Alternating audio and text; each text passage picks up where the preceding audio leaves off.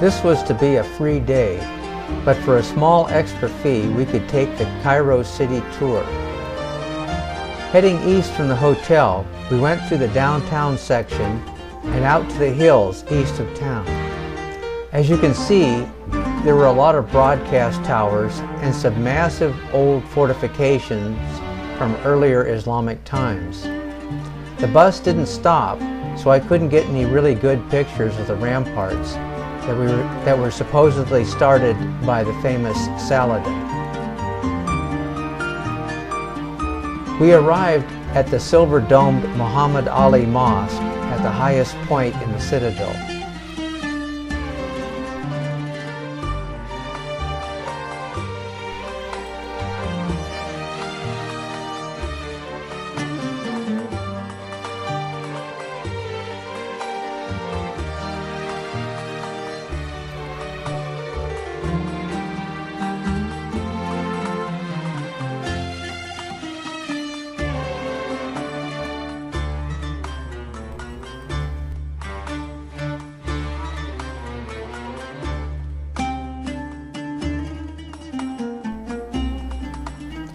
The lower section of the mosque was built with a layer of white travertine rock that gave it a beautiful appearance.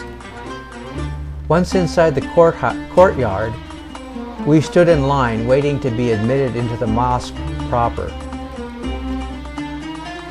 Here is the very ornate fountain where the faithful were obliged to perform ritual washings. As we approached the doorway, we were obliged to take off our shoes, as it is forbidden to enter a mosque wearing shoes that might have stepped in God knows what. Once inside, we were free to wander around and admire the beauty of the fixtures, floors, walls, and ceilings.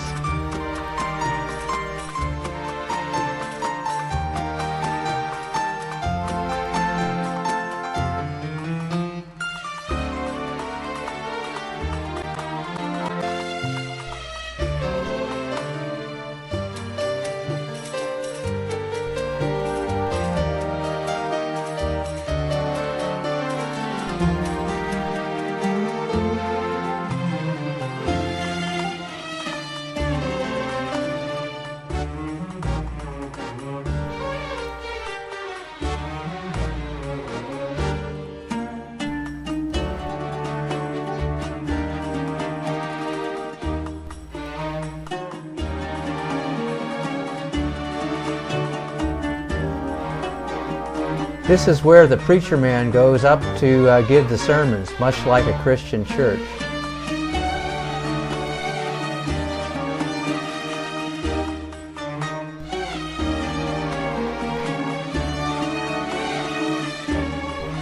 While we were there, one of the guides, and I can't remember his name, gave a talk, and he also answered questions about Islam.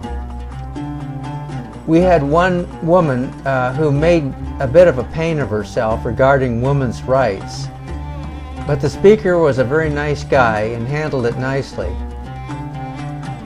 When he was asked about the meaning of jihad, he failed to mention the importance of the personal jihad each Muslim is expected to fight to improve himself. The guy was so grateful to me for reminding him and called everybody back so he could explain that too. Back down into the old part of Cairo, we passed the City of the Dead. The place was made up of thousands of tombs, some modest and some very grand, but most old and crumbling.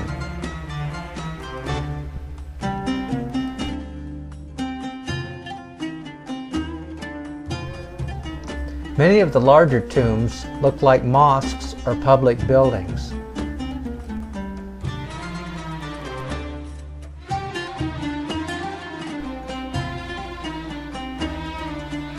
The bus stopped at the downtown Cairo Native Bazaar.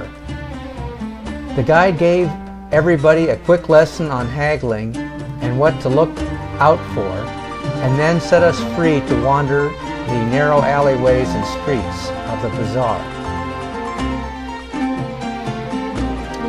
Everything, and I mean everything you need, can be found in little shops and stalls there in the bazaar.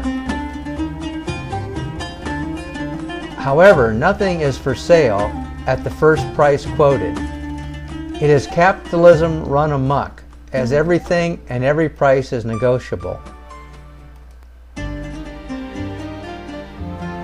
Of course, the street hawkers there tried to get us tourists to buy their stuff. I found the Egyptian hawkers a real pushover compared to the ones in East Africa. I mean, it was real easy to tell them no and make them leave you alone.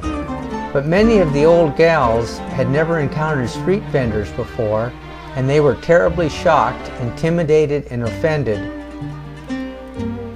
When they told me about their experiences, I just laughed and told them that they had better not visit the bazaars of Arusha or Nairobi in East Africa. Matter of fact, I gave a little speech regarding street vendors and how they are just poor people trying to make an honest living, and to not be offended by them. A couple of the gals said they wish I had given that talk before they went into the bazaar, as it helped them to understand what those street vendors were all about. After our bazaar experience, we were taken to the Coptic Christian section of Cairo. The first church we visited was the famous Hanging Church, built on top of two old Roman towers. Looking through the holes in the floor, you can still see the bases of the towers and the ground below. The Coptic Christian Church of Egypt is probably the oldest branch of Christianity, and it used to be the faith of Egypt before the Muslim invasion.